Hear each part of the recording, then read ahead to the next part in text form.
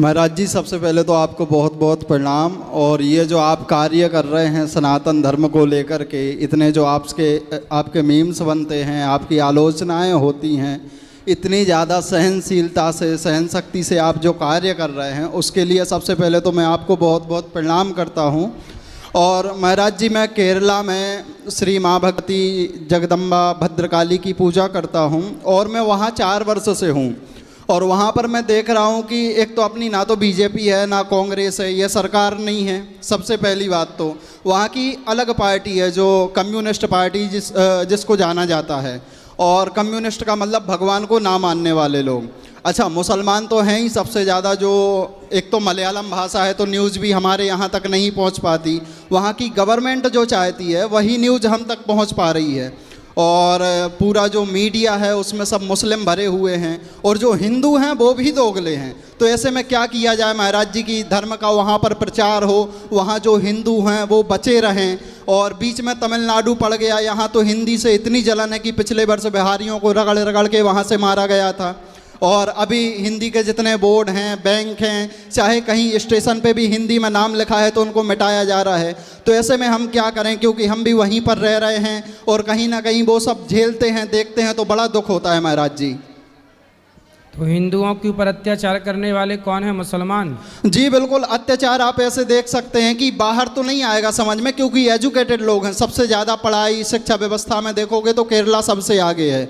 लेकिन शिक्षा का भी यही है कि जितनी अच्छी शिक्षा होगी वो उतना ज़्यादा नास्तिक होगा। ज़्यादातर तो मैं यही देख रहा हूँ, क्योंकि शिक्षा पद्धति हमारी इस तरह से डिजाइन करवाई गई है पुराने समय से। अब वो बहुत लंबी चर्चा है महाराज जी। सही है। ये आज भारत में जो भी शिक्षा है वो शिक्षा ज़्यादा पढ़ लिख के व्यक्ति नास्तिक हो जाता है, ईश्वर को ना मानने वाला। अधिकांश 90% पढ़े लिखे लोग ईश्वर को नहीं मानते, क्योंकि गलती उनकी भी नहीं है। उन्होंने जो शिक्षा प्रणाली पकड़ी है वो शिक्षा अंग्रेज़ों के द्वारा दी गई थी और अंग्रेज चाहते ही थे कि आप लोग धर्म को भूल जाएं, नास्तिकता अपनाएं। इसलिए अंग्रेज़ों ने जो चाहा वही हुआ। अब देखो ना, हम लोग अपना दुश्मन मानते हैं पाकिस्तान को। अब ये बताओ कि यदि हमारे देश में अंग्रेज़ ना आते तो क्या हिंदुस्तान पाकिस्तान का बंटवारा होता? तो हमारा सबसे बड़ा दुश्मन पाकिस्तान नहीं, वह अंग्रेज़ लोग हैं, जिन अंग्रेज़ों ने हमारे देश में आकर के फूट डाल दी, नारा दे दिया कि फूट डालो, शासन करो। और उसका उन्होंने खूब कार्य किया। और महात्मा गांधी को भी उन्होंने अपने अंडर में करके बरगला के और देश के 2 टुकड़े करवा ही दिए। वो भाग गए, फिर भी देश के 2 टुकड़े हो गए। तो ये कुल मिला करके ये उन्हीं का साजिश थी और गांधी जी इस बात को समझ नहीं पाए। उनके हिसाब का काम जो चाहते थे वो लोग, वो जिन्ना को भड़का के चले गए। जी जी बिल्कुल। वो गांधी को उल्टा सीधा समझा के चले गए और बस देश का बंटवारा हो गया। लाखों हिंदू काटे गए, लाखों हिंदुआ ट्रेन में भर भर के आए।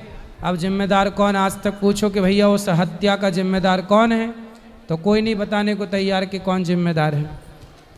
जी महाराज जी, वहाँ के तो जो हिंदू हैं, जैसे गाय दूध दे रही है तब तक तो ठीक है, उसके बाद वो खुद कसाई को बेच देते हैं, साथ में खड़े रह के कटवा देते हैं। तो ये सब हमारी आंखों के सामने होता है, हम बेबस होते हैं, कुछ नहीं कर पाते।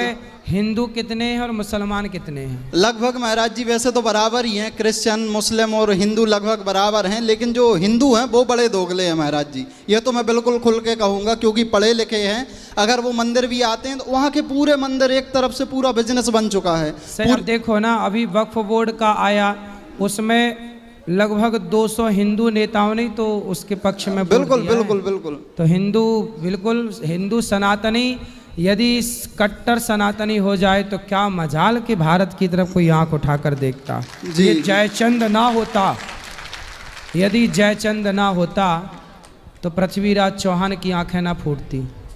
जी। और महाराज जी, अभी आप बिग बॉस में गए थे तो आपकी बड़ी आलोचनाएं हो रही थी। मैं भी एक सोशल मीडिया पे सनातन के लिए ही वीडियो बनाता हूं और मैं तो आपके पक्ष में था और सत्य के पक्ष में था। और बोलता भी रहता हूँ महाराज जी। जैसे ये देखो यहीं पे फटे जीन्स वाले 50 मिल जाएंगे अभी, जिनके जीन्स फटे होते हैं, चाहे बालक हो बालिकाएं हो। तो मैं तो बिल्कुल महाराज जी दहाड़ के और खुले एकदम से मैं बोलता हूँ इस प्रकार। अच्छी बातें सबको बोलनी चाहिए, अच्छे का पक्ष सबको। देखो व्यक्ति विशेष अपना स्वार्थ हटा दे और केवल देश के लिए कार्य करे तो हमारा देश बहुत आगे चला जाए। अब हमारे यहाँ ना देश के लिए कम लोग सोचते हैं, पहले अपना फ़ायदा सेट करते हैं कि हमारा फ़ायदा क्या है। नेता लोग क्या कर रहे हैं, नेता लोग अपने फ़ायदे के लिए कई बार गलत काम करते हैं। अब देखो ना, वक्फ बोर्ड ऐसा बोर्ड था जो प्रयागराज की भूमि को कहता था कि ये प्रयागराज गंगा के किनारे हमारी भूमि है, कह दिया था कि नहीं कुंभ में। जी। अब बताइए वो वक्फ बोर्ड जो प्रयागराज की भूमि को, कुंभ की भूमि को अपनी कह रहा था, उसके पक्ष में हिंदू नेताओं ने समर्थन किया है। अब देख लो, यही तो जयचंद हैं। और कहाँ से जयचंद, कौन से जयचंद होते हैं? जी महाराज जी। अब ये हिंदुओं को समझना है कि तुम जैसे वोट कर रहे हो, वो वोट तुम्हारी लेकर वो साथ किसका दे रहा है, ये विचार का विषय है। वोट हिंदुओं की लेता है और साथ, अब देखो बंगाल में हिंसा हो रही है, हिंदू खदेड़े जा रहे हैं। ये भारत में, आज़ाद भारत में आज भी हिंदू सुरक्षित नहीं है। जहाँ जहाँ कम पड़ा वहाँ से खदेड़ा गया। बांग्लादेश देख लीजिए, पूरे हिंदू जला दिए गए, खदेड़ दिए गए, नामो निशान मिट रहा है। कश्मीर देख लीजिए, वहाँ से हिंदू ब्राह्मण खदेड़े गए। क्या कर लिया सेना ने और क्या कर लिया सरकार ने और क्या कर लिया पुलिस ने। इसलिए हिंदुओं को जाग जाना चाहिए, और जागने का तात्पर्य ये है कि उन नेताओं का साथ दो जो आप हिंदुओं के पक्ष में बात कर रहे हैं। जी जी बिल्कुल सही। बहुत बहुत धन्यवाद महाराज जी। जी राधे राधे गुरुजी। जी गुरुजी, हमें अन्य क्षेत्र कराना है कल सुबह। ठीक है। तो रसीद हमने कटा ली है उसकी, और गुरु दीक्षा हम सुबह ले सकते हैं? कल 11 बजे लगभग। 11 बजे, ठीक है गुरुजी। ठीक। आ जाओ गुरुजी। मेरे पति हैं, ये AWPL आयुर्वेदिक कंपनी है, उसमें जुड़े हुए हैं। तो वृद्ध माताओं के लिए घुटनों के दर्द का तेल और 5 तुलसियों का अर्घ दवा लेके आए हैं, वो हमें देनी है। बिल्कुल स्वागत है, दे दीजिए, खुश रहिए। चलो, और किसका है, प्रश्न राधे है? गुरुजी राधे राधे जी। गुरुजी, मेरे मन में एक जिज्ञासा आई है जिसका समाधान आपसे पूछ रहा हूँ मैं। अपन हिंदू धर्म में किसी भी धार्मिक जगहों पे जाते हैं, वहाँ चप्पल जूता उतार लेते हैं, लेकिन मेरे को ये लगा कि हम किसी भी मंदिर में जाते हैं, अपन अपने हाथ से चप्पल जूते उतार के बैग में डालते हैं जहाँ सुविधा होती है। जहाँ सुविधा नहीं हो पाती है तो ऐसे ही खोल देते हैं। आज मैंने बांके बिहारी मंदिर में जाके देखा, जाने में पूरे रास्ते भर नाली का पानी या गंदगी बह रही थी। उसको क्रॉस करके पैर डूब के वहाँ पे हमने गया मंदिर में दर्शन करने। जब अपन मंदिर में नाली के पानी या गंदगी के डूब के जा रहे हैं तो फिर जूता चप्पल उतारने का औचित्य क्या रह जाता है?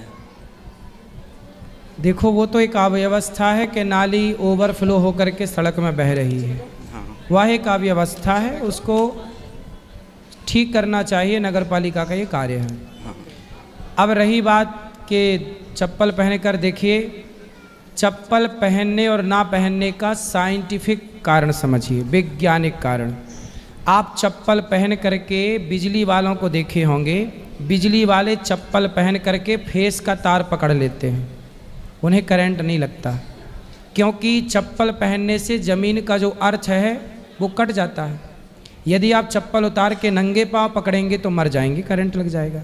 बात सही है कि गलत है? नहीं, सही बोल रहे हैं। उसी तरह जब आप भगवान के सामने खड़े होते हैं तो भगवान के मंदिर की पॉजिटिविटी भी आए और पृथ्वी माँ, उस धरती का वाइब्रेशन भी आपको पॉजिटिविटी के रूप में प्राप्त हो। इसलिए नंगे पांव दर्शन करना है। यदि आप वहाँ भी चप्पल पहने रहेंगे दर्शन में तो सामने की पॉजिटिविटी तो आएगी, पर जो नीचे से, धरती से, पृथ्वी से मिलने वाली है वो आपको नहीं मिल पाएगी। तो मंदिर जाने का लाभ क्या है? मंदिर जाने का लाभ है कि हम पॉजिटिविटी से भर जाएं, क्योंकि मंदिर में सकारात्मकता अन्य स्थानों की अपेक्षा अधिक होती है। मंदिर को डिजाइन करने वाले हमारे ऋषियों ने कैसे डिजाइन किया। आपने देखा होगा मंदिर के ऊपर एक झंडा होता है और मंदिर के ऊपर झंडा और फिर पूरी गुम्मद होती है इस तरह से। ये क्या करती है? ये गुम्मद क्यों होती है? ये गुम्मद क्यों होती है? झंडा क्यों होता है? आपने देखा होगा एंटीना टीवी का पुराने ज़माने का, आज का टावर सैटेलाइट से सिग्नल खींच करके आपके मोबाइल तक पहुंचा रहा है कि नहीं टावर। उसी तरह जो मंदिर बनते थे ये ब्रह्मांड की सारी पॉजिटिविटी अपने अंदर खींच करके, और जो वहाँ जाके नीचे गुम्मद के नीचे जिसे गर्भगृह कहते हैं वहाँ जाके जो खड़ा होता था तो ब्रह्मांड की सारी शक्तियाँ उसके भीतर प्रवेश कर जाती थी। पॉजिटिविटी, इस विज्ञान को लोग समझ नहीं पाए और मंदिर को समझ ही नहीं पाए कि मंदिर क्या है। लेकिन मंदिर क्या है? मंदिर का अर्थ बताता हूँ। मंदिर बोलो माँ, माँ, ऊपर की बिंदी अभी छोड़ दो। माँ, माँ, दा, दा और रा, र, क्या हुआ? मादार, मदर हुआ। हाँ। मंदिर, दा में छुट्टी की मात्रा हटा दो, ऊपर बिंदी यदि हटा दो, मात्राएं हटा दो, पूरे पूरे अक्षर पकड़ो मंदिर के तो क्या बनता है? मदर। मदर मतलब माँ। माँ। एक माँ जैसे बच्चे को पोषित करती है गर्भ में और सब कुछ देती है पेट में ही बच्चे को, आँखें, कान, चलने के लिए पाँव, उसी तरह मंदिर माँ की तरह आपको पॉजिटिविटी से, ऊर्जाओं से भर देता है। इसलिए मंदिर मीन्स माँ। मंदिर मतलब मदर, मदर, मात्राएं हटाओ तो क्या बनता है? मदर मतलब माँ। ये है माँ। माँ जो पालन पोषण करती है वही मंदिर पालन पोषण करता है। इस पॉजिटिविटी को समझने के लिए भी ना थोड़ा सा समझ चाहिए। अब बोलो आगे। लेकिन ये अनिवार्य क्यों? अगर मोजा पहनते हैं तो जाने देते हैं, मोजा भी टच नहीं करता हम है। तो कहते हैं नंगे पाँव रहो, मोजा पहनने की भी जरूरत नहीं है। नंगे समझो ना, क्या समझा रहे हैं इतनी देर से? मोजा भी पहन लोगे तो धरती से संपर्क कट गया। इसलिए डॉक्टर क्या बोलते हैं? सवेरे सवेरे घास पर नंगे पांव चलो। आपके शरीर में भी बिजली होती है और बिजली को अर्थ में जाना होता है। आजकल सिस्टम होता, बड़ी बिल्डिंग बनती है ना तो उसमें अर्थिंग लगाया जाता है ताकि आकाशीय बिजली गिरे तो तुरंत जाके अर्थिंग नीचे चली जाए। शरीर में भी बिजली होती है। नंगे पाँव थोड़ा चला करो, स्वस्थ रहोगे। वरना टेंशन डिप्रेशन क्यों है? आजकल लोग दिन भर जूता पहनते, दिन भर मोजा पहनते, नंगे पाँव भूमि पे चलते नहीं। थोड़ा माटी लगना जरूरी है पाँव में, सारी गर्मी उतर जाएगी। आजकल गर्मी नीचे ना जाके खोपड़ी में चढ़ रही। अरे पहले समझो, पहले सुनो सुनो सुनो, काहे बैठ गए? समझ में आई? पहले बताओ।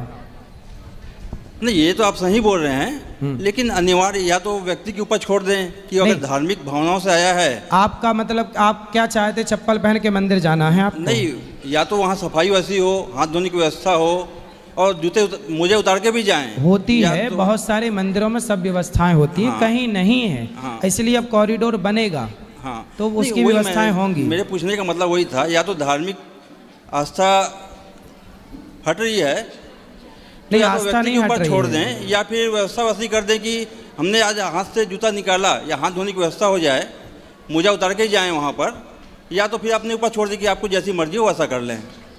व्यवस्थाएं ये जो बनी है ना, मंदिर कोई आज के नहीं है। 400 साल 500 साल पुराने मंदिर हैं ये बिहारी जी के। हाँ, तो ये 500 साल पुरानी व्यवस्थाएं बनी हैं। पहले तो सुनो, आज के 100 साल पहले नाली और नाला होता था? नहीं। पहले तो ये बताओ। नहीं होता। ये नाली नाला तो 100 साल पहले था ही नहीं। पहले लोग घर में वॉशरूम, घर में लैट्रिन बाथरूम की व्यवस्था थी ही नहीं। पहले तो सब लोग नदियों के किनारे जाके नहाते धोते थे, ये व्यवस्थाएं थी। तो ये नाला नाली थे ही नहीं, इसलिए पूरी शुद्धि थी पहले। बाद में लोगों ने अपने विकास के नाम पर ये नालियां पैदा कर ली, अशुद्धि कर ली। अब उन्हें सरकार को चाहिए कि ठीक करें। जो कि अभी काशी में कॉरिडोर बना तो वहाँ ठीक हो गई, ऐसी वृंदावन में बनेगा, ऐसी मथुरा में बनेगा। धीरे धीरे थोड़ा सब्र रखो, सब होगा। धन्यवाद। गुरुजी राधे राधे जी। मेरा नाम दिगंबर सिंह है और आर्मी से रिटायर हूँ मैं। अच्छा, अभी मैं आयुर्वेद में काम कर रहा हूँ, जो कि हर बीमारी के लिए दवाई हैं, मतलब काढ़े हैं सर। और अभी मैं वृद्ध माओ के लिए कुछ एक तुलसी का तेल है जो 5 तुलसियों के बीजों के ऑयल है। अच्छा। वो 200 बीमारी में काम करता है और कंटिन्यू उसको 2 साल तक यूज करने से किसी को कैंसर नहीं हो सकता। अच्छा। हाँ जी। और उसको बहुत क्या सारे पीना रहता? नहीं, हाँ पीना, 1 बूंद पानी में डालकर, गुनगुने पानी में कप में 1 बूंद डालना, फिर ऊपर से पानी डालना आधा कप और पीना डेली। तुलसी का अर्क है? हाँ, तुलसी के अर्क नहीं है, बीजों का ऑयल फॉर्म है ये। अच्छा। जो 5 तुलसी है ना मेन, उनका ऑयल है। और एक तेल है जो कहीं भी लगाने से दर्द खत्म हो जाएगा टेम्परेरी। जैसे मूव लगाते हैं हम, बाम लगाते हैं, उसकी ज़रूरत नहीं है। प्योर आयुर्वेद है। जो हमारी संस्था है AWPL एस्लीपीस वेलनेस प्राइवेट लिमिटेड, जो कि आपने सुना भी होगा, और आयुष्मान मंत्रालय से सारे सर्टिफाइड है। सही। जो कि मतलब हार्ट की सेना में भी अब आयुर्वेदिक दवाइयाँ प्रवेश कर गई? नहीं, मैं तो अब रिटायर हो गया। रिटायर होने के बाद सेना के अंदर नहीं है? आयुर्वेदिक है जी। फिर अच्छा। और ये भी जो संस्था हमारे मतलब आर्मी से ही रिटायर हैं, उन्होंने ये काम किया है, आज बहुत बड़े लेवल पे काम कर रही है। जल्दी ही मतलब अभी पिछले साल इसको लंदन की संसद में वर्ल्ड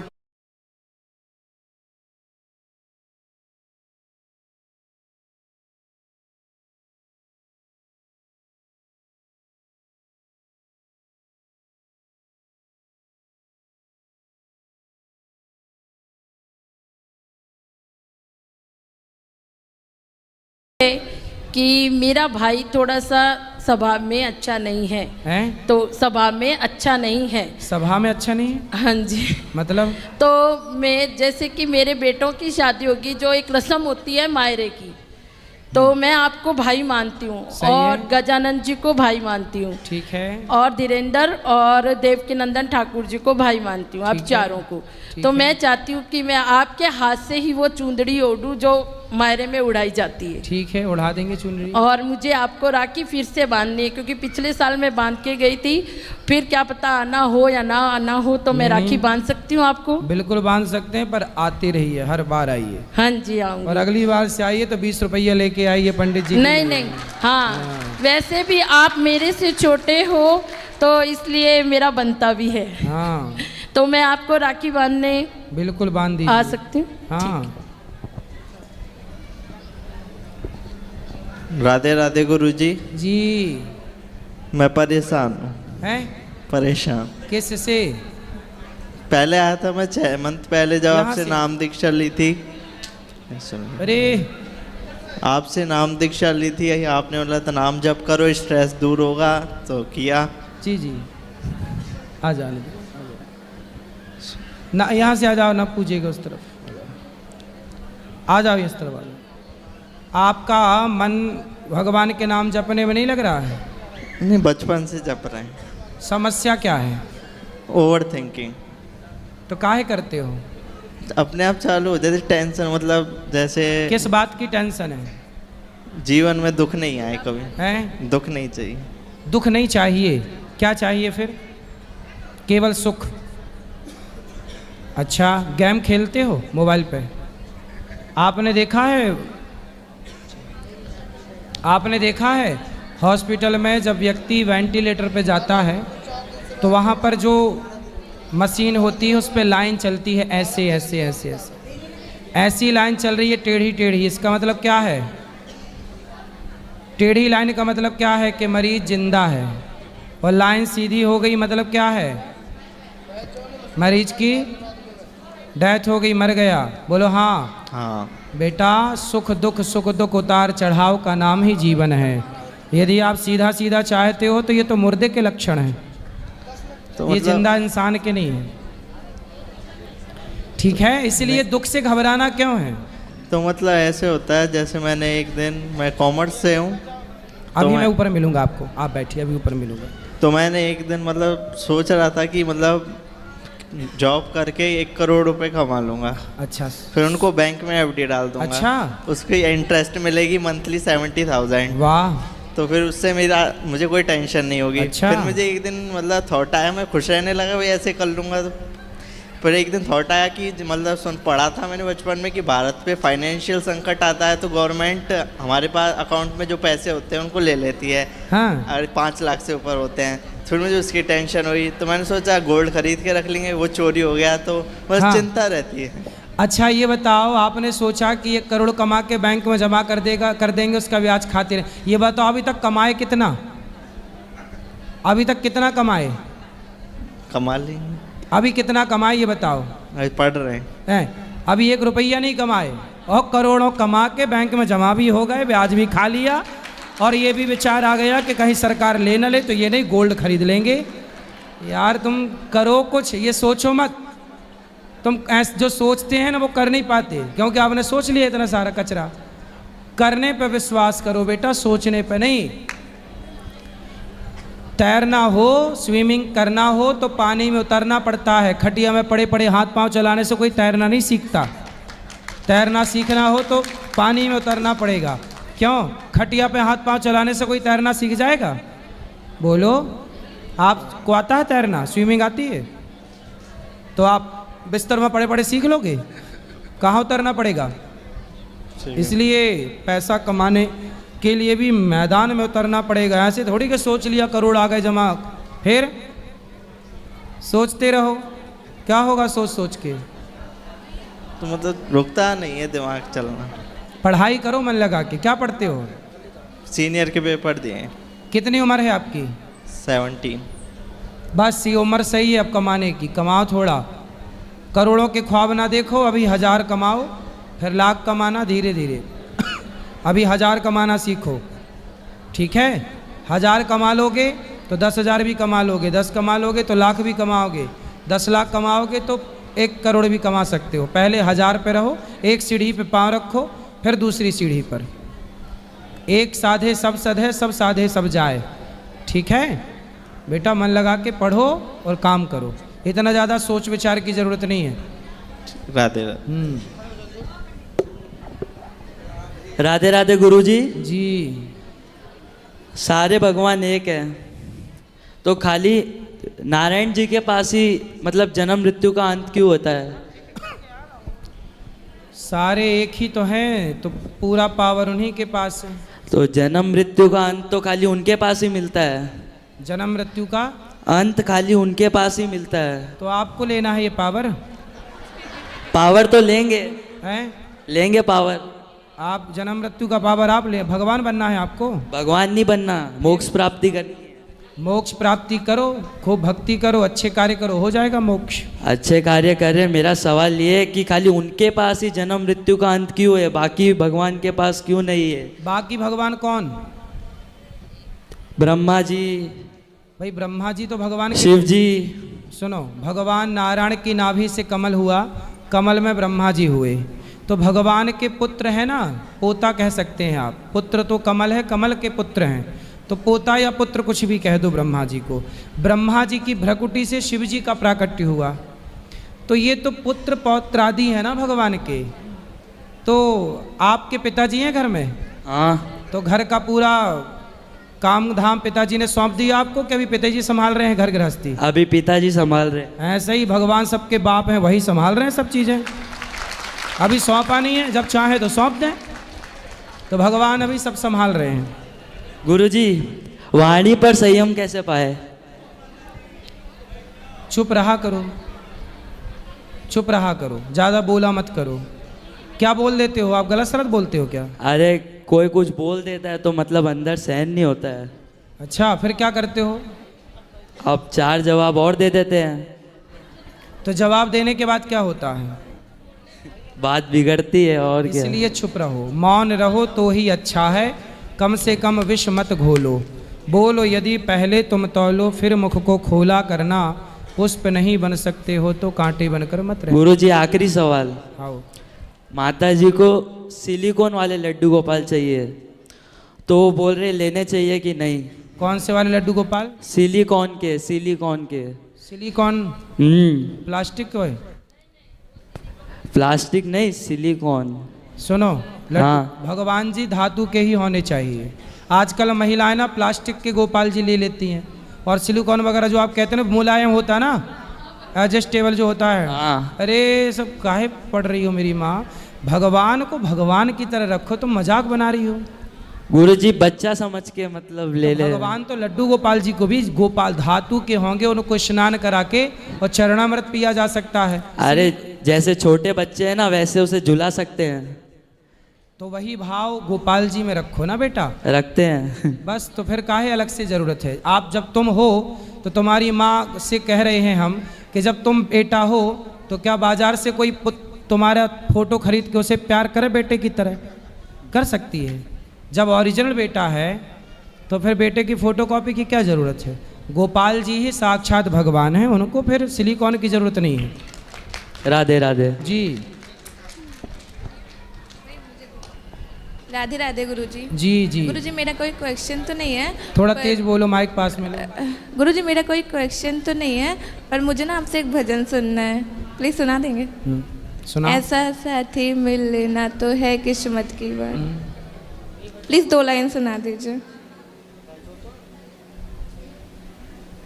ऐसा साथी मिलना तो है किस्मत की बात, अब काहे का डरना कान्हा जब तू मेरे साथ, जब तक मेरे तन में ये सांस रहे, मुझे बस तेरा विश्वास रहे, विश्वास रहे,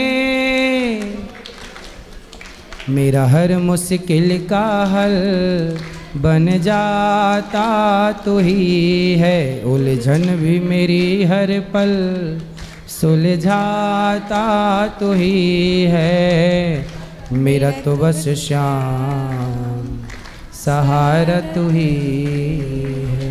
थैंक यू गुरुजी। गुरुजी मेरा एक छोटा सा क्वेश्चन है, एक मिनट भैया। गुरु माँ का नाम क्या है? गुरु माँ का नाम जी। आरती। थैंक यू गुरुजी। राधे राधे।